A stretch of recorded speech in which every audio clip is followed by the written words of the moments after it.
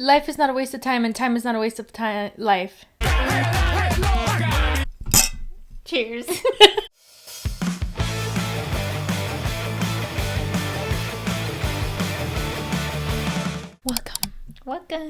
Welcome back. Welcome back to our channel. I'm Kathy. And I'm Celeste. Today Celeste is going to be telling us a story, so go grab your drink and buckle in and get ready with us. Okay, so today I'm going to be telling you about the Lynn Bradly case. Okay. And this is a huge case. Probably most people know about it. I'm not sure me and you have ever discussed it though, so I'm excited to go over it with you. Oh my gosh, I'm so excited. Yeah, so let's jump into it. So Amy was born May 12th in 1974 in Petersburg, Virginia.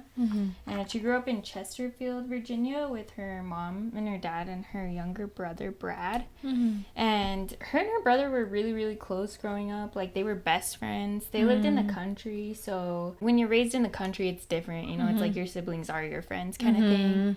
Lots of outdoor activities, just you and them, because that's who all you have to play with. Yeah, exactly. They had a ton of fun growing up together. They would go down to the creek and catch frogs and salamanders and play cops and robbers. As they got older, they joined the swim team together. Amy was actually a certified lifeguard as well. Oh. Swim wasn't the only sport that she was into. She was good at so many different sports. Wow. She was really, really athletic. Specifically, she was really good at basketball. She was the only girl on an all-boys team at her high school. She was so good at basketball that she was actually the first person to receive a scholarship to play basketball at Longwood University. And here's a picture of Amy and a picture of her and her brother. Oh, she has a sweet face. They have the same smile. Yeah. In 1996, Amy graduated from college with a degree in physical education. In 1998, she ended up getting a new apartment. She got a new dog. She had a new job coming up that was with her uncle's company, like her uncle's business. She had a lot going for her. Like, she had a lot of plans for her future and she was excited. Right around this time, her dad, Ron Bradly, had actually won a cruise trip for two through his work.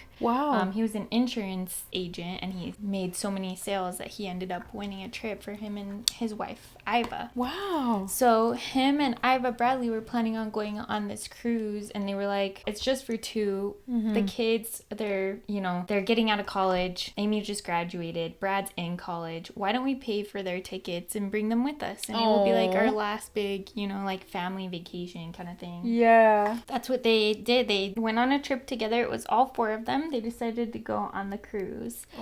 That's like ominous already. Just the four of them going on a cruise. Oh my gosh, I know. And the ship that they went on is called the Rhapsody of the Sea, and it's a Caribbean cruise. It was just as you might expect a cruise ship to be. It was, huge. There were so many things to do. There was pools on the top deck. There was a casino, a karaoke bar, like tons of stuff to do. Live entertainment, obviously the food. Yeah. So it was just exciting for them. The ship has room for just over 2,000 passengers. In Iva Bradley's words, it's basically a floating city. Like, there's a ton of people on a boat in the middle of the ocean. It's a city. Like, there's so many people on there.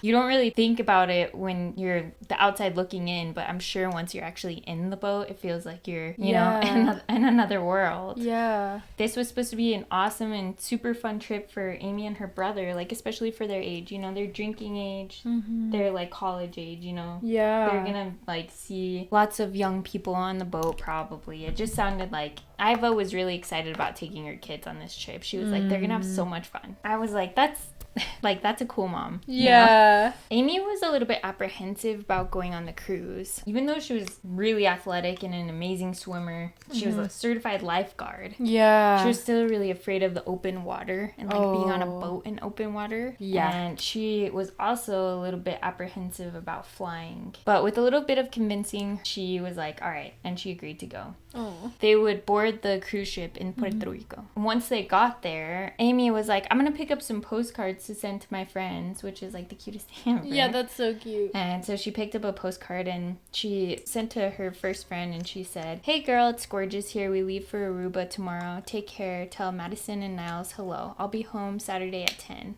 See ya, Amy. And then on another one, she wrote, hey, it's beautiful here. Old San Juan has some amazing buildings. I'm taking pictures. Maybe you can see them at Easter. I wish you were here, Amy. That's just how Amy was. Like, she was known for being just a really friendly person, you know. It didn't take much for her to get along with people. When they decided to dock the ship, Amy's mom noticed that Amy was getting a lot of attention from the crew members. Like, probably just because, probably because she's beautiful. And she had a warm spirit, like I said. Here's a picture of them on the cruise ship. This was right before they left. Oh my gosh, they're so cute. Yeah. The mom does look really excited to be there. I know. Yeah, and she is adorable. She seems like a really nice woman. Their first stop was Aruba, and they spent the whole day there exploring. They went shopping, they like explored the island. They had so much fun together. Afterward, they were like, let's go back to the ship. They have these formal nights on cruise ships where it's almost like going to a prom. Like, you dress up all fancy and then you go to a super nice dinner. And you sit down. There's usually like live music. You get your pictures taken. That's what they did. They got all dressed up and they went down to the dinner, and Amy and Brad were photographed together on the boat. And here's some pictures of them. They're so cute. They look so cute and awkward. I know. I was like, you know, their mom probably made them do that. Yeah, the way they look so awkward. I know. That's cute. Yeah. After dinner, the waiter came out. He asked Iva, Amy's mom, where's Amy? And Iva was like, oh, I don't know why. Like, why are you asking me that? The guy was like, me and my friends want to take her to Carlos and Charlie's, which was a restaurant in Aruba. Oh, okay. The mom was like, okay, I'll let her know. Ron, Amy's dad, was like kind of weirded out because he was just like, why are you asking me that? Like, why are you asking that in front of her dad, you know, at a formal dinner? But he didn't really think much of it. And when Amy got back, Iva told her what the waiter said, and Amy was like, I'm 100,000% not interested. Those guys creep me out. I'm not going anywhere with them. Oh my God. And her mom was like, okay. Afterward, they went back to their rooms to get changed, and they were going to go to a calypso party that was going to be on the upper deck of the cruise ship. There was going to be the live band and drinks, obviously. During the party, Brad won a limbo contest and he was just having a blast. And at one point, Amy and her mom were like, let's go pick up the pictures that we took. Oh, yeah. And so they went upstairs. They asked the guy for the pictures and he was like, they're missing. They're not here. What? And so they were like, well, can you double check? And he's like, I know that I filed them, but they're not here and I didn't move them. And they were like, okay, that's really weird. But he was like, I can reprint them for you, no problem. And so they were like, okay, cool. At 1 a.m., Amy's parents decided that they were going to go back up to the rooms. And Amy and Brad decided to stay at the party. And at that point, they were like, why don't we go down to the ship's club? Because they had like a dancing club down there. And Amy was like, yeah, I'm down. So they went down there together. They didn't like go to hang out together. Brad was mingling with some girls there, and Amy was hanging out with various people. She was hanging out with some of the passengers, some of the crew members, and she was also hanging out with somebody specifically named Alistair Douglas. And his nickname was Yellow, and she spent a lot of time with him in the evening. They were dancing together. Like, there's video of her dancing with him, and I'll go ahead and show you that. Oh.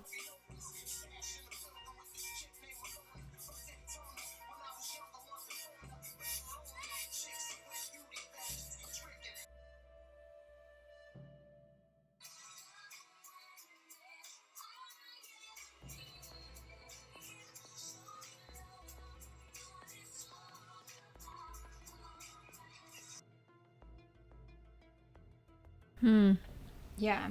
I've done that before. I've danced with a weird guy. Yeah. Before. It's like, haven't we all? Yeah. Is he like significantly older, or is it just... Alistair Douglas was the band's bass player on the ship, so he must have been older than her if she just got out of college. Yeah. Even though she had been dancing with Yellow like throughout most of the night, she later on told her brother that he was a jerk. Oh. Yeah. And so she didn't seem to like him very much. At about 3:45 a.m., Brad went back to the room and he left Amy there. And when he got back, he decided to go hang out on the balcony. And just a few minutes later, Amy came in and they hung out on the balcony together. And they were just talking about their plans for the next day. They had planned to go water skiing. And so they were really excited about that, and they were just talking about it. Or Brad was like, I think I'm gonna go to bed, and Amy was like, okay, I'll see you tomorrow, love you, I'm gonna stay out here. And she stayed out there for a little bit.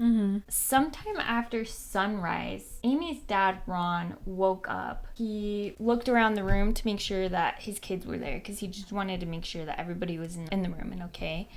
And he looked out and he could see Amy's legs on the balcony. It looked like she was just relaxing or sleeping, and he was like, oh, perfect, we're gonna leave in a little bit, so I'm glad she's there. Everyone's home safe, you know. And he sees Brad as well, and then he falls back asleep for a little bit. He knows he has to get up in a little bit because they're like planning to go out and spend the day on the island and stuff, so he knows he has to get up, but he falls back asleep, and when he wakes up, Amy's gone. She's not on the balcony anymore. What the heck? Yeah. So he's thinking like maybe she went up to the upper deck to smoke a cigarette. Yeah. He sees that her lighter and her cigarettes are gone, but her shoes are still in the room. He wasn't like panicking. He was just like, I'm gonna go look for her. She must be here. I just saw her, you know, like a little while ago. Yeah. He's looking around the ship for her, and he can't find her. He's searching everywhere, and he cannot find her. After a little while, he starts feeling a little bit more concerned, because he's like, where is my daughter?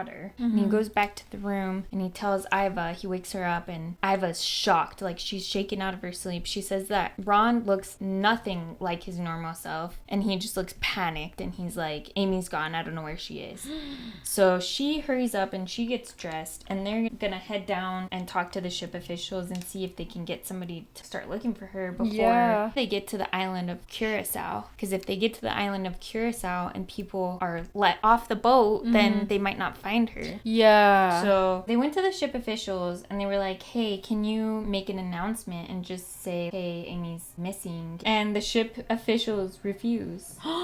They say that they're not gonna make an announcement because they don't want to stress out the passengers, which is ridiculous. That's ridiculous. Like, if it was a little kid, they would do that. Yeah. You know? They're freaking out on the officials, and Iva's like, let me speak to a manager. She ends up speaking to the higher officials there, and they still refuse, stating that they didn't want to panic the guests. And at this point, the ship was docked at the next stop. So Iva, Ron, and Brad are begging them to not let people get off the boat. They refuse. And thousands of people get off of the cruise ship and start to explore the island of Curacao. Yeah. Imagine being the mom and the dad and the brother. Like, that's so stressful. I know. Why didn't they want to just, like, chill for a second and look for her and make the announcement and not open the doors? It makes me feel like if you're not helping, it's because you're trying to hide something.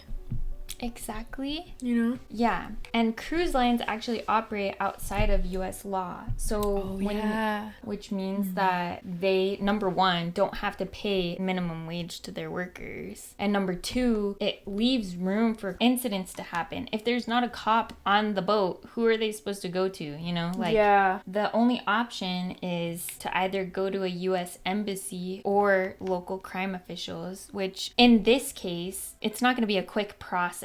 You know? Yeah. As we know, the first 48 hours of someone going missing is the most important in terms of rescuing them and making sure they're alive, you know? Yeah. They finally do agree to make an announcement, but it's not until 7:50 a.m. when people have already departed, you know? Wow. So it's not really helpful at this point. So if people did see her, they didn't know to keep an eye out for her. Exactly. Or know that maybe she was in danger. Exactly. Oh, that's so frustrating. Which feels borderline intentional. Yeah. It felt intentional the second they didn't want to announce that somebody was missing. Yeah, that's sketchy as hell. After the Bradleys have begged the cruise ship officials for help, the cruise ship officials decide to do a search on the ship. They're like, we're gonna do a thorough search, we'll look for her. And they look on the boat, they come back, and they're like, she's not here. She must have gotten off of the boat, so you should get off the boat as well, and you can go look for her. And if she turns up, then, like, we'll just tell you, you know? If she turns up, then she'll be safe because she'll be on the boat. They're like, are you kidding me? Like, at this point, they're probably furious, I would assume. I would be so pissed. Yeah. It presented them with a complicated decision. Do they stay on the boat or do they get off and look for her? Because if she was taken, then, like, they are only left with a small window of time to rescue her on this island, you know? Yeah. So they're like, let's get off. If she is found on the boat later, then at least she'll be safe, you know? Yeah. They get off the boat and they decide to go to the local U.S. embassy to get some help. The embassy was given a search grid and they decided to go out and check the water, like to see if she fell off the boat. They bring in boats and helicopters and they follow the trail of the cruise line, but they don't find anything. Oh my gosh, okay. During this time, the FBI started to get involved. They were looking into whether or not this was an accident. They found out that even though the ship officials told them that a thorough search had been done, they only looked in the common areas, which would be like the dining area, you know, like the breakfast areas where they pick up like coffee and stuff. Yeah. The bathroom. They didn't check anything other than the common rooms, which means she could have been on the cruise ship still. Wow, okay. The Bradleys at this point are like, we gotta get back on that ship. Yeah. We have the FBI with us now. If anything sketchy happens, like... They have people. Yeah, we have the FBI. They catch a flight to St. Thomas to meet the FBI and board the ship on the next scheduled stop. And the FBI gets to the cruise ship and begins the official investigation. They had to ask for permission to go and like search the boat since the cruise ship doesn't operate under U.S. law. They don't have to comply with the FBI, but they agreed to let the FBI on at this point. The FBI obviously starts with the people that are closest to Amy, so they're talking to the family and stuff like that. They're interviewing random people on the ship. Iva like starts getting a little bit like irritated because she's like, why are you focusing so hard on like people in the boat, but you're not focusing on these people that she was with the previous night, you know? Yeah. Or people that clearly had some kind of interest in her. Yeah. And so she's like, I need you to look before anybody else leaves again. Yes. You know? And so they're like, okay, we'll look into it. They're like, we'll hear you out. And so they start talking to witnesses that had seen Amy the previous night. Multiple people recalled seeing Amy with Yellow. Obviously, he was like, they were dancing together. But not only that, two girls specifically said that they had seen Amy in the early morning hours. So after she had already gone back to the room with Yellow on the elevator going to the upper deck. Oh my. So just after Amy went missing, this is another weird thing. Brad was sitting on the upper deck. I'm sure he was just devastated. Yellow came up to him before any kind of announcement had been made. And he was like, hey, I'm so sorry to hear about your sister. What? I hope they find her. What? What a bastard. I know. Before anybody says anything, why do you think he did that? It kind of feels a little malicious to me. Like, haha, hope you find your daughter or your sister, you know? That's how I felt too. Yeah. After that, and after what they had heard about Amy being with Yellow the previous night, the FBI decided to give Yellow a polygraph test. Ron, Amy's dad, happened to be there, and when Yellow came out, he gave a thumbs up to his band members, and he was like, all clear, basically. And Ron saw him do that, and he was like, yeah, what?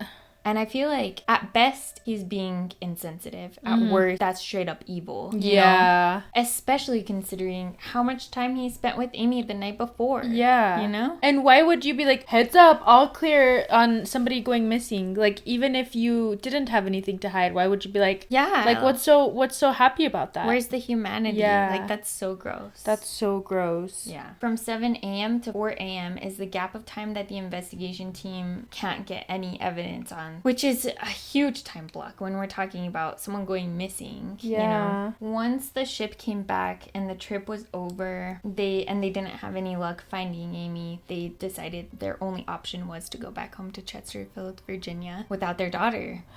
So they did, but they didn't give up looking for her. They actually created a website for her and they started this whole campaign for her. People in the neighborhood would tie a yellow ribbon around trees for her. Oh. Shortly after, they received a call from a taxi driver who told them he worked in Puerto Rico, and he said that when the ship came back to Puerto Rico, he saw, so this would be 4 days after the trip had already ended and everybody went home. She got off the ship. She was getting off the ship with a man who was escorting her and forced her into a cab. The Bradleys gave this info to the FBI. They're hoping the FBI will find something. 8 months later, they find out the FBI didn't do anything with that information.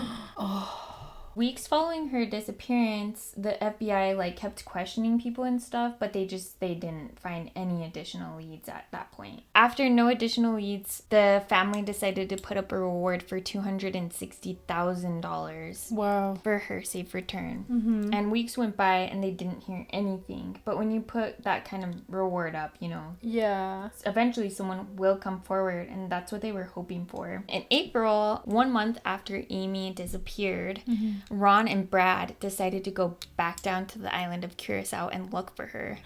So they went by themselves and they were handing out flyers around town. They were talking to the locals, trying to get any information they could. This guy who was an old islander came up to Ron and he was like, "Hey, are you the guy whose daughter went missing?" And Ron was like, "Yeah." The guy was like, "Your daughter, I want you to know your daughter did not fall off that ship that day. She is on this island and I hope you find her." The guy told them that he had seen Amy. She came up to him asking him where a payphone was. And he had told Ron and Brad 3 spots where she might be located. And so they went to look and they couldn't find her anywhere. The very next day, they were in the car. They were just driving. Brad heard his sister's voice calling his name. He heard Amy say, "Brad!" And so he was like, "What the heck?" And he turned around and he saw a van driving away. Once the van stops, it's just an old guy. He shows them that nothing else is in the van. No one's there. It's just him alone. They spent 2 more days on the island, but they didn't find anything else. So again, they decided they had to call it quits and go home. As they were at the airport, they received a call from Iva, who said that she just got a call from the Curacao authorities stating that they had found a body, a woman with brunette hair. Iva is receiving this information all alone. Brad and Ron are at the airport receiving this information. They're all obviously devastated. It turns out, fortunately, that it wasn't even a body. It was a spine that belonged to a male. Oh my god. So it wasn't Amy. They were obviously very relieved because this meant that she could still be out there somewhere. So they were happy. But also, why traumatize them for what? That's dumb. Why tell them anything unless you know? Exactly. In May of 1999, a year after Amy went missing, a man named David Carmichael, who was a scuba diver, was in the Caribbean, specifically on a Curacao beach, when he saw a woman who resembled Amy. It was in August of 1998, after the Bradleys' trip. So literally just right after, just a few months after. Oh my gosh. And this may be a credible source because he said that he had seen Amy's distinctive tattoos. Oh. She had several distinctive tattoos. One of them was a baby Tasmanian devil on the back of her left shoulder. Oh, cute. She had designed this tattoo herself, and she had a few other distinctive tattoos that he specifically remembered. And he was so convinced that it was her, he agreed to meet the Bradleys in person and discuss it with them. He said that she was accompanied by 2 aggressive men who were pushing her. This was one of the most promising leads that they had received so far. Yeah. But when the FBI went to look on the beach, they combed the beaches of Curacao, and again, they found nothing. That's gonna be so frustrating for the family.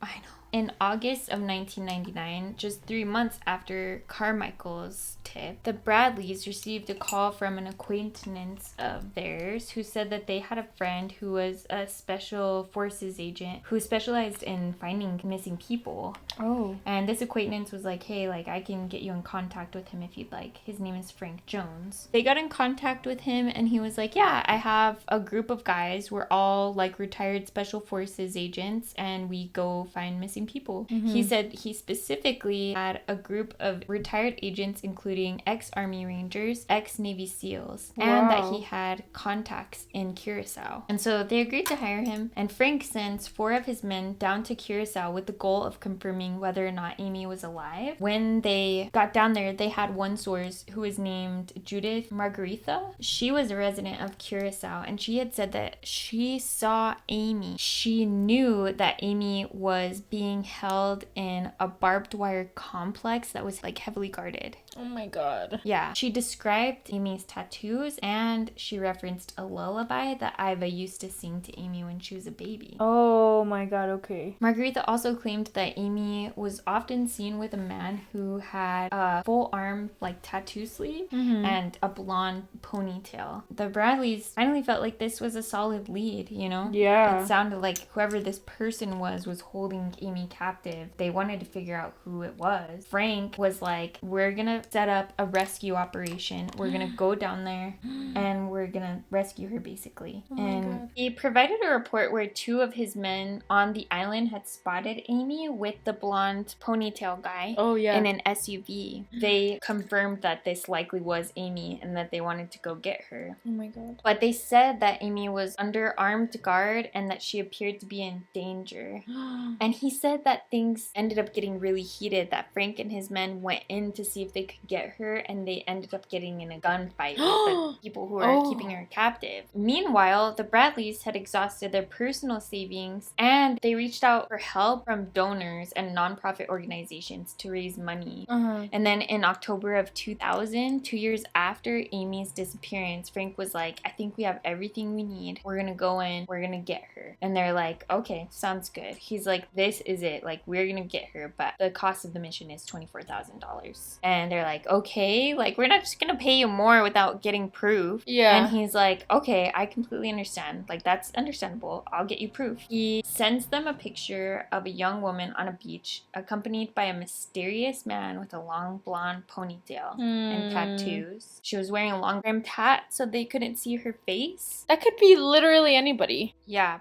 But they could see clearly that this person had the same tattoos as Amy. They were pretty sure that it was her. They couldn't tell for sure because the pictures weren't super clear. Yeah. But they were pretty sure that it was her. So even though the pictures seemed legitimate, they didn't want to take any chances. And so they sent the pictures to be forensically tested to just make sure that they hadn't been tampered with or that they weren't like photoshopped or something. Yeah. And they sent them and they came back clear. So Frank let them know that he would be in contact once he had updates or any information about Amy. And Iva got all of Amy's belongings ready. She like set up a bunch of doctor's appointments and mental health appointments for her. They were ready for Amy to come home. Amy's dad, Ron, his job had actually provided him, like their family, with a jet so that once Amy was free and rescued, the jet could go and get her. Wow. So they were convinced that they were going to get her. A few days go by and they don't hear from Frank. And then a week goes by and they don't hear from Frank. Finally, they hear from him and he's like, I'm so sorry. We had to abort the mission because the men got stuck in a fight with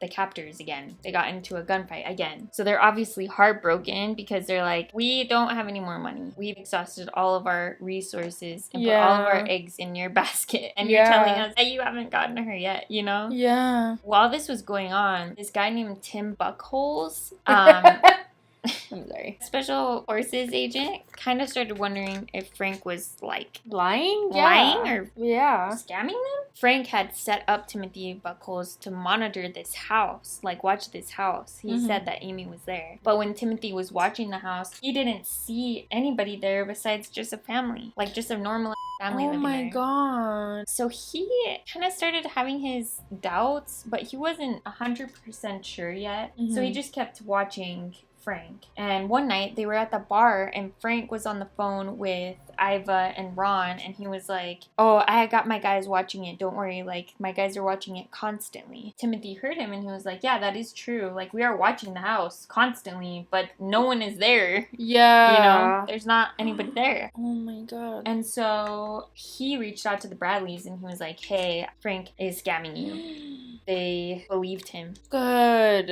And they were devastated.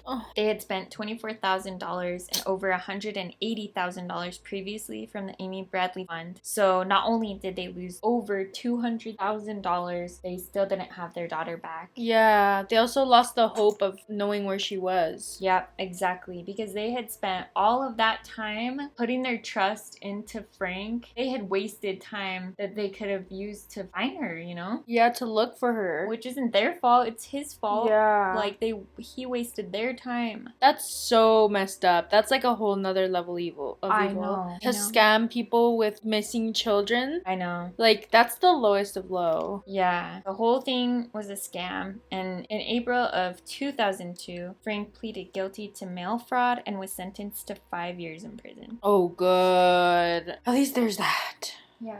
Man, what is wrong with people? I know. No humanity. Jono Senk was a special agent who had been working with Frank, and he told the authorities that he wore a blonde wig with Frank's acquaintance who just happened to resemble Amy, and they staged the photos. They even went as far as having 2 temporary tattoos matching Amy's painted onto the woman's ankle and back to trick the Bradleys into thinking that it was their missing daughter. Wow. The lowest of lows. That's disgusting, dude.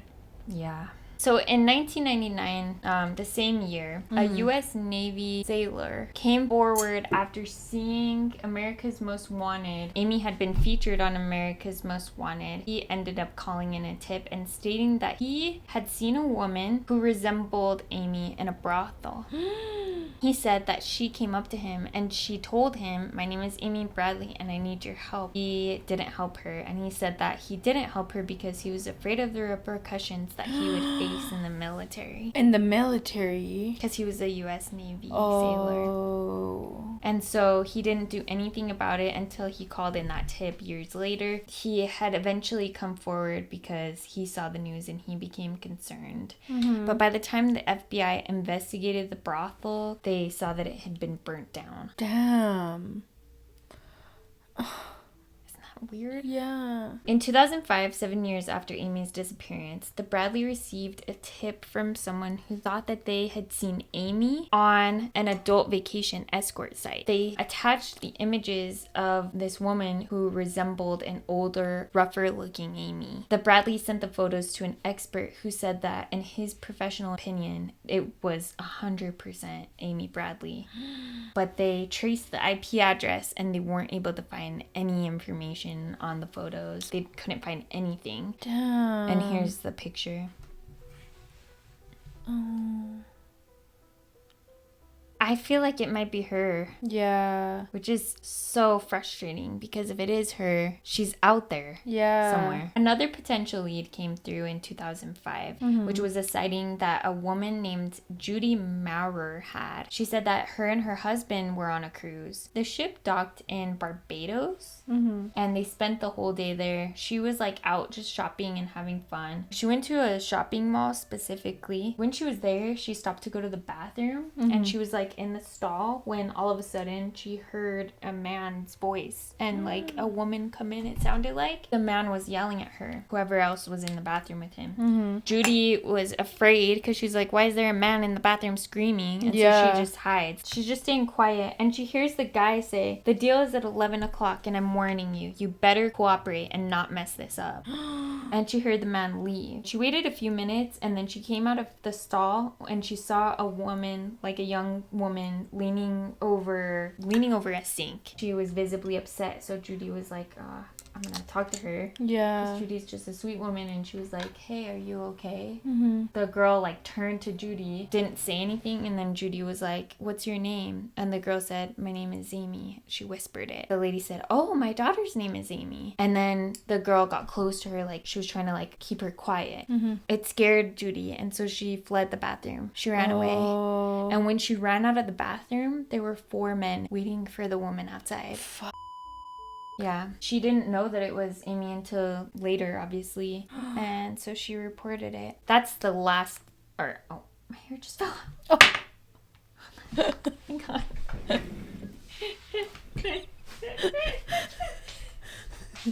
This is looking a little crazy, Celeste. I love it. You love it? Yeah. I love it. It looks so cool. Are you sure? Yeah. Okay. That was one of the last sightings of Amy.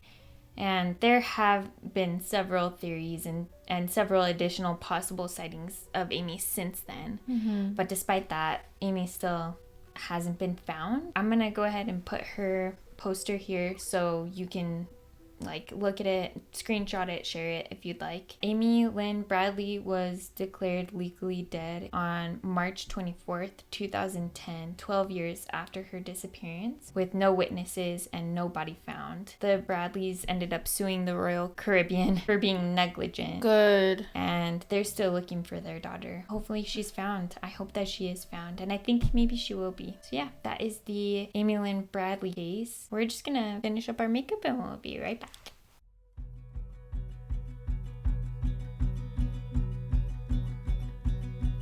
In my dreams I'm a warrior, princess in a patterned skirt, oh yeah.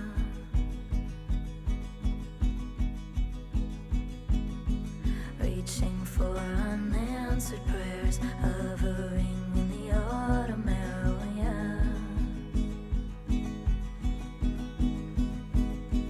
They say don't leave me like this, but I don't need them to exist. They say don't leave me like this, but no homeland could handle it. I want too much.